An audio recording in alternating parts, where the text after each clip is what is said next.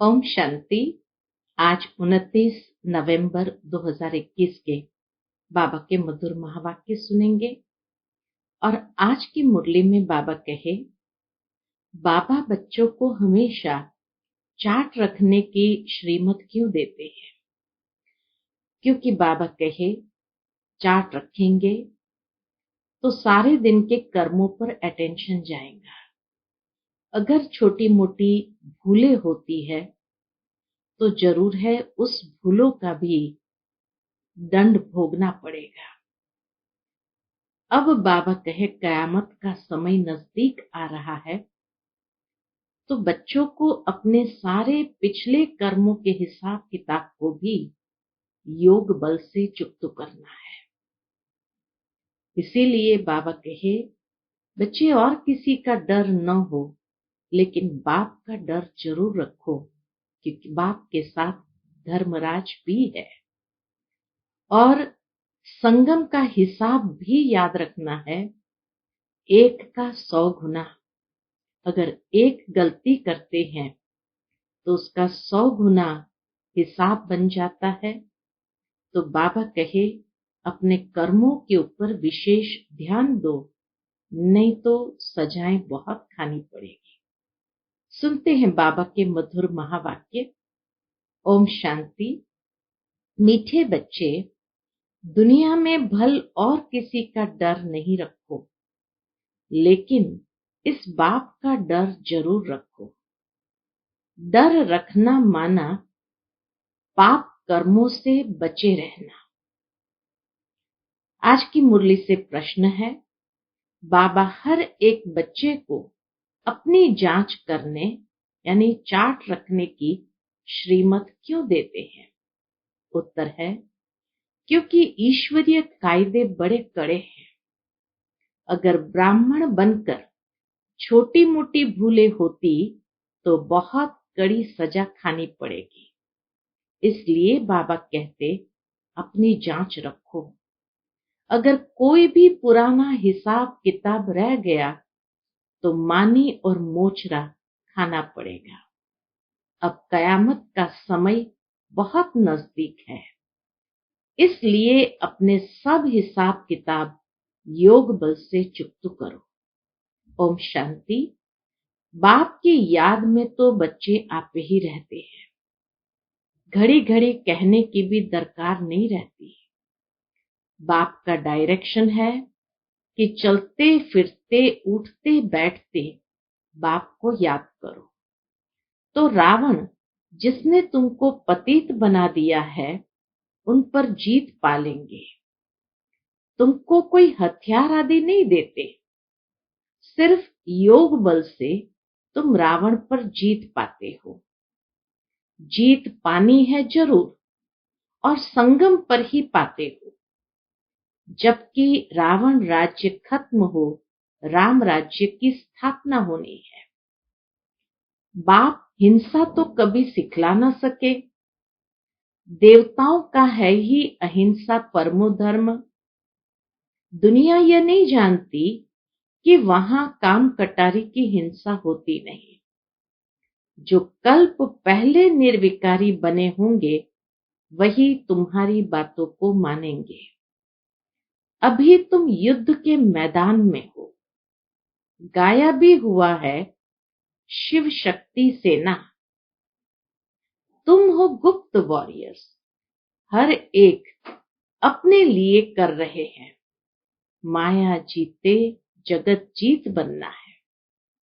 मन जीते जगत जीत नहीं, बाबा कहे माया जीत जगत जीत बनना है। तुम अपने लिए करते हो, गोया अपने भारत देश के लिए करते हैं। जितना हम पावन बनेंगे उतना ही प्रकृति और ये धरनी भी पावन हो जाएगी। इसमें जो अच्छी रीति पुरुषार्थ करते हैं वह पाते हैं। जो 5 विकारों पर जीत पाएंगे वही जगत जीत बनेंगे, और कोई चीज पर जीत पानी नहीं है। तुम्हारा है ही रावण राज्य पर जीत पाना, अर्थात दैवी गुण धारण करना। सिवाय दैवी गुण धारण किए सतयुग में जा नहीं सकते। तो अपने से पूछना है कि कहां तक हमने दैवी गुण धारण किए हैं। दैवी गुण धारण करना माना रावण पर जीत पाना। दैवी गुणों की धारणा करना माना ही बुराइयों के ऊपर जीत पाना। तो अच्छाइयों से बुराइयों के ऊपर जीत पानी है। दैवी गुण यानी ये दिव्यता से विकारों के ऊपर विजय पानी है। कहते हैं राम राज्य था, तो एक राम ने तो राज्य नहीं किया होगा, प्रजा भी तो होगी। यहाँ राजा रानी तथा प्रजा सब रावण पर जीत पा रहे हैं, दैवी गुण धारण कर रहे हैं। दैवी गुणों में खान पान बोलना करना सब शुद्ध पवित्र होता है। हर बात में सच बताना है, बाप है ही सत्य। तो ऐसे बाप के साथ कितना सच्चा बनना चाहिए। अगर सच्चे नहीं बनेंगे तो कितनी बुरी गति होगी। बाबा अटेंशन खिंचवा रहे हैं, बाप सच्चा है तो हमें बाप के साथ सच्चा बनना चाहिए। अगर सच्चा नहीं बनेंगे तो कितनी बुरी गति होगी। गति तो ऊंच पानी चाहिए। नर से नारायण, नारी से लक्ष्मी बनना है। कहा भी जाता है तुम्हारी गति मत तुम ही जानो। बाप जो मत देते हैं उससे कितनी उच्च गति होती है। बाबा की श्रेष्ठ मत से हमारी कितनी ऊंची गति होती है। ऊंचे से ऊंचा बाप ऊंचे से ऊंची गति प्राप्त कराते हैं। तो अब श्रीमत पर चलकर दैवी गुण धारण करने हैं। जन्म जन्मांतर के पाप योग बल बिना कट नहीं सकते। इसके लिए याद की यात्रा बड़ी अच्छी चाहिए। याद अच्छी रहेगी अमृत वेले। उस समय वायुमंडल अच्छा होता है। दिन में भल कितना समय भी बैठो, परंतु अमृत वेले जैसा समय नहीं है। अमृत वेला एकदम सहज बाबा की याद में मगन हो जाते हैं।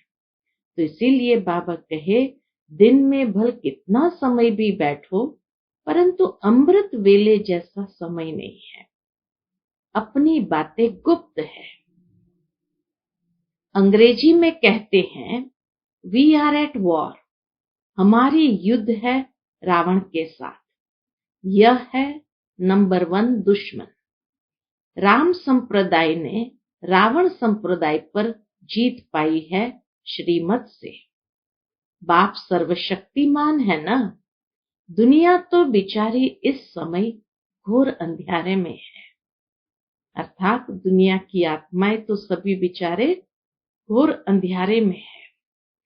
उनको मालूम ही नहीं कि हमने हार खाई है। माया से हारे हार है। माया किसको कहा जाता है यह भी कोई नहीं जानते हैं। सारी लंका पर रावण का राज्य था। शास्त्रों में भक्ति मार्ग की कितनी दंत कथाएं लिख दी है जो जन्म जन्मांतर पड़ी है। अब भी कहते हैं शास्त्रों तो जरूर पढ़ने चाहिए। जो नहीं पढ़ते उनको नास्तिक कहा जाता है। और बाप कहते हैं शास्त्र पढ़ते पढ़ते सब नास्तिक बन पड़े हैं। यह बातें बच्चों को अच्छी तरह समझानी चाहिए कि भारत जब सतो प्रधान था तो उसको स्वर्ग कहा जाता था। वही भारतवासी 84 जन्म लेते लेते अब पति तमो प्रधान बने हैं। अब फिर पावन कैसे बने। बाप कहते हैं मुझे याद करो तो सतो प्रधान पावन बन जाएंगे। और कोई भी देहधारी को याद नहीं करो। किसको गुरु नहीं बनाओ। कहा जाता है गुरु बिना घोर अंधियारा। ऐसे दुनिया में गाते हैं। ढेर के ढेर गुरु है, परंतु सब अंधियारे में ले जाने वाले हैं। बाप कहते हैं, ज्ञान सूर्य जब आए तब घोर अंधियारा दूर हो। सन्यासी भल पावन बनते हैं, परंतु जन्म तो विकार से लेते हैं ना। देवी देवता तो विकार से पैदा नहीं होते। यहाँ सबके शरीर मूत पलिती है। बाप ऐसे मूत पलिती कपड़े साफ करते हैं। आत्मा पवित्र बने, फिर शरीर भी अच्छा मिले, उसके लिए पुरुषार्थ करना है। अपनी जांच रखनी है, मेरे से कोई बुरा काम तो नहीं होता है। ईश्वरीय कायदे भी कड़े हैं। कोई बुरा काम करे तो उनकी सजा बहुत कड़ी है। कयामत का समय है, सब हिसाब किताब चुकतू करना है योग बल से। अगर चुकतू नहीं किया तो मोचरा खाना पड़ेगा, सजाएं खानी पड़ेगी। फिर कहा भी जाता है मोचरा और मानी। सिंधी में मानी रोटी को कहा जाता है। तो बाबा कहे रोटी यानी कुछ प्राप्ति जरूर होती है, लेकिन सजा खाने के बाद वो प्राप्ति भी क्या प्राप्ति है। मानी तो रोटी को कहा जाता है। तो मानी तो सबको मिलनी है। मानी क्या है? मुक्ति और जीवन मुक्ति की मानी सबको देंगे। कोई पास विथ ऑनर, कोई को मोचरा मिलेगा, सजा मिलेगी, फिर थोड़ी मानी मिलेगी बेइज्जती से। तख्त पर तो वो बैठ न सके। कोई भी बुरा काम किया तो बेइज्जती होगी, सो भी बाप के आगे। शिव बाबा बैठे हैं ना, तुमको साक्षात्कार कराएंगे कि हम इसमें था, तुमको कितना समझाते थे। अभी मैं संपूर्ण, बाबा कहे अभी मैं संपूर्ण, माना ब्रह्मा बाबा कहते अभी मैं संपूर्ण में हूं। तुम बच्चियां संपूर्ण बाबा के पास जाती हो।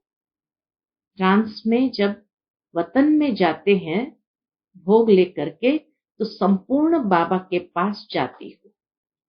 उस द्वारा शिव बाबा डायरेक्शन आदि देते हैं ना।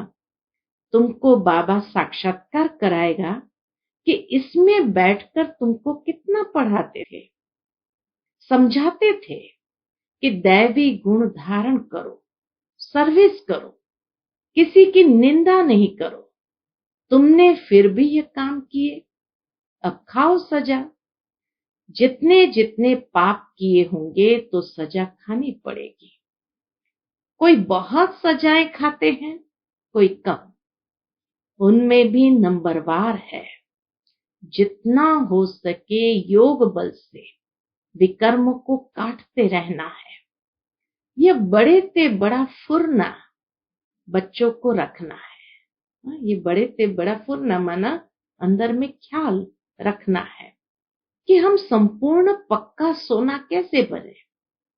उठते बैठते यही बुद्धि में रहे। जितना याद करेंगे उतना ऊंच पद पाएंगे। माया के तूफानों की परवाह नहीं करनी है। जितना समय मिले बाप को याद करना है। मुझे तमो प्रधान से सतो प्रधान बनना है। अंदर में एक ही लगन हो कि मुझे तमो प्रधान से सतो प्रधान बनना है। बाप को याद करेंगे तो पाप कट जाएंगे। कोई पाप भी नहीं करना चाहिए, नहीं तो 100 गुना बन जाएगा। माफी नहीं ली तो फिर वृद्धि को पाते पाते सत्यानाश हो जाती है। पाप पिछाड़ी पाप माया कराती रहेगी। बेहद के बाप से बेअदबी हो जाती है। बेहद के बाप के आगे अवज्ञा हो जाती है। तो बाबा कहे बेहद के बाप से बेअदबी अवज्ञा हो जाती है। यह भी बहुतों को पता नहीं पड़ता है। बाबा हमेशा समझाते हैं, ऐसे समझो कि शिव बाबा मुरली चलाते हैं, शिव बाबा डायरेक्शन देते हैं तो याद भी रहे, डर भी रहे। बहुत पाप करते रहते हैं, साफ बोलना चाहिए कि बाबा हमसे ये भूल हुई। बाप समझाते हैं पापों का बोझा सिर पर बहुत है, जो कुछ किया है वह बताओ, सच बताने से आधा कम हो जाएगा। बाबा ने समझाया है जो नंबर 1 पुण्य आत्मा बनते हैं वही फिर पाप आत्मा भी नंबर 1 बनते हैं। बाबा खुद कहते हैं तुम्हारा बहुत जन्म के भी अंत का जन्म है। तुम पुण्य आत्मा थे सो अब पाप आत्मा बने हो, फिर पुण्य आत्मा बनना है। अपना कल्याण तो करना है। यहाँ तुम्हें माथा आदि टेकने की भी दरकार नहीं है, सिर्फ बाप को याद करना है। बोले यह भी बुजुर्ग है, ब्रह्मा बाबा भी बुजुर्ग है, नमस्ते करते हैं। बच्चे घर में घड़ी घड़ी थोड़ी नमस्ते करते हैं।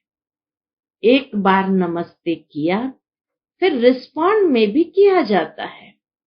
बाप कहते हैं तुम मुझे बड़ा समझकर नमस्ते करते हो, मैं फिर तुमको विश्व का मालिक समझकर नमस्ते करता हूं। बाबा क्यों हम बच्चों को नमस्ते करते हैं? तो बाबा कहे मैं फिर तुमको विश्व का मालिक समझकर नमस्ते करता हूं। अर्थ है ना, ऐसे ही बाबा नमस्ते नहीं करते। बाबा हर बच्चे के अंदर वो दिव्य स्वरूप देवता का, विश्व के मालिक पने का देख रहे हैं। मनुष्य तो राम राम कह देते हैं परंतु अर्थ कुछ नहीं समझते। वास्तव में राम अर्थात शिव बाबा। राम वह रघुपति नहीं, यह राम निराकार है, उनका नाम है शिव बाबा। शिव के आगे कोई ऐसा नहीं कहेगा कि मैं राम की पूजा करता हूं। अब बाप कहते हैं तुम मंदिरों में जाकर समझाओ कि यह भी मनुष्य थे, त्रेता युग के दिव्य आत्मा थे। अब इन्हों के आगे जाकर महिमा गाते हैं आप निर्विकारी सर्वगुण संपन्न, हम पापी नीच है। यह तन भी मनुष्य का है और वह तन भी मनुष्य का है, जिसमें बाबा बैठकर समझाते हैं यह तन भी मनुष्य का है और त्रेता युग के राम सीता वह तन भी मनुष्य का है, लेकिन उसमें दैवी गुण है, इसलिए देवता है। तुम खुद कहते हो हमारे में आसुरी गुण है इसलिए बंदर है। सूरत दोनों की एक है, सीरत में फर्क है। भारतवासी ही सिरताज थे, अभी नो ताज। गरीब भी भारतवासी ही है। बाप भी भारत में ही आते हैं।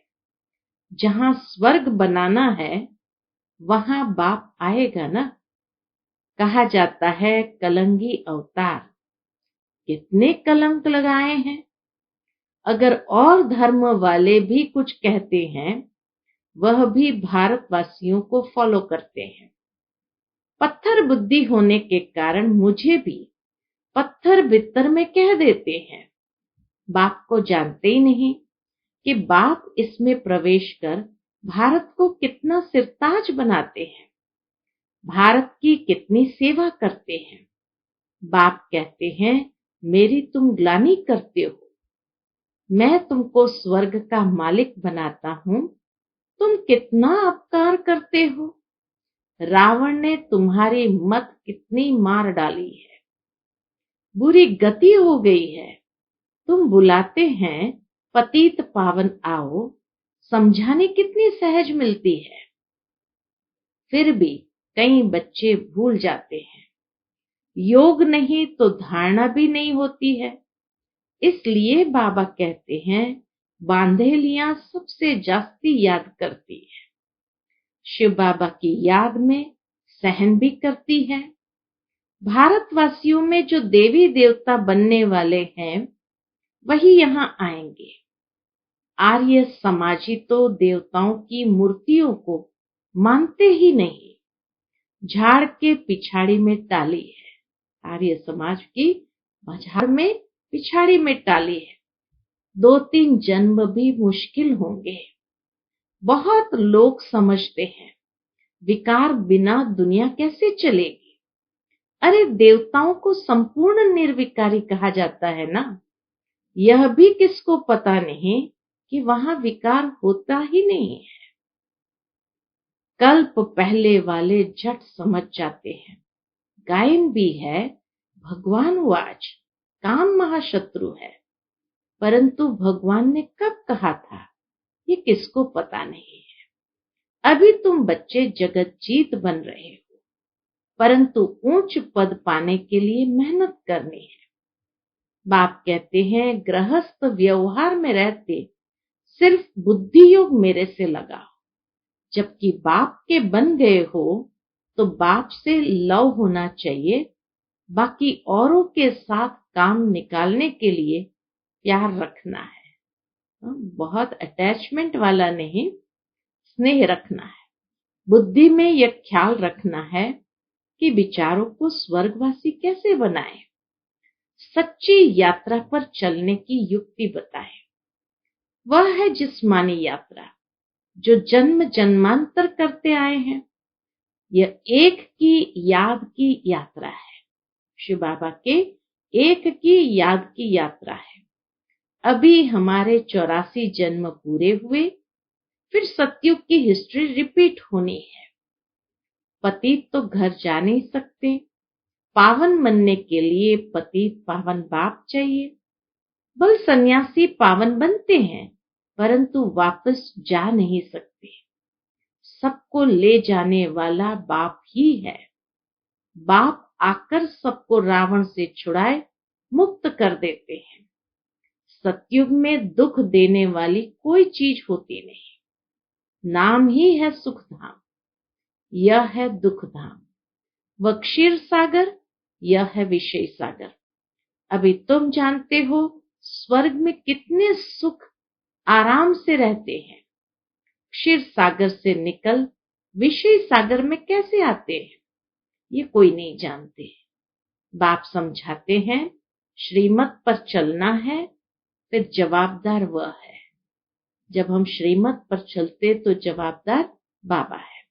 श्रीमत कहती है हाँ बल जाओ, बच्चों को संभालो, उनको भूं भूं करते रहो तो कुछ न कुछ कल्याण हो जाएगा। स्वर्ग में तो आ जाएंगे। बाप आकर नरकवासी से स्वर्गवासी बनाते हैं 21 जन्मों के लिए। यह भी तुम्हारी बुद्धि में है।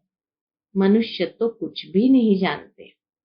यह भी पहले कुछ नहीं जानते थे। जैसे इनके 84 जन्म की कहानी है तत्व। बाबा कहे जैसे इनके 84 जन्म की कहानी है तत्व, वैसे ही तुम्हारी है। तत्वम यह भी राजयोग सीख रहे हैं। ब्रह्मा बाबा भी राजयोग सीख रहे हैं। तुम हो राज ऋषि, वह है हठयोग ऋषि। तुम गृहस्थ व्यवहार में रहकर राजाई प्राप्त कर रहे हो। तुम सब शरणागति होने आए हो ना। अब समझते हैं हम तो स्वर्ग में बैठे हैं।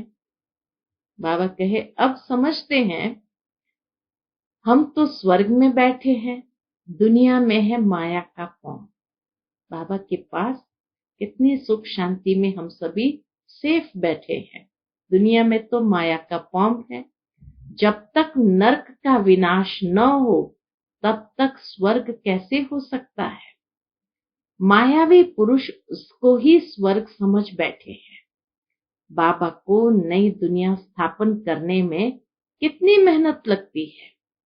पूरे नरकवासी है, स्वर्गवासी बनते ही नहीं है। बाप कितना प्यार से समझाते हैं। अच्छा मीठे मीठे बच्चों, रावण पर जीत पाने से ही तुम जगत जीत बनेंगे। उसके लिए पूरा पुरुषार्थ करना है। अच्छा मीठे मीठे सिकिलदे बच्चों प्रति माता पिता बाप दादा का याद प्यार और गुड मॉर्निंग। रूहानी बाप की रूहानी बच्चों को नमस्ते। हम सब रूहानी बच्चों की रूहानी माता पिता बाप दादा को याद प्यार, गुड मॉर्निंग और नमस्ते।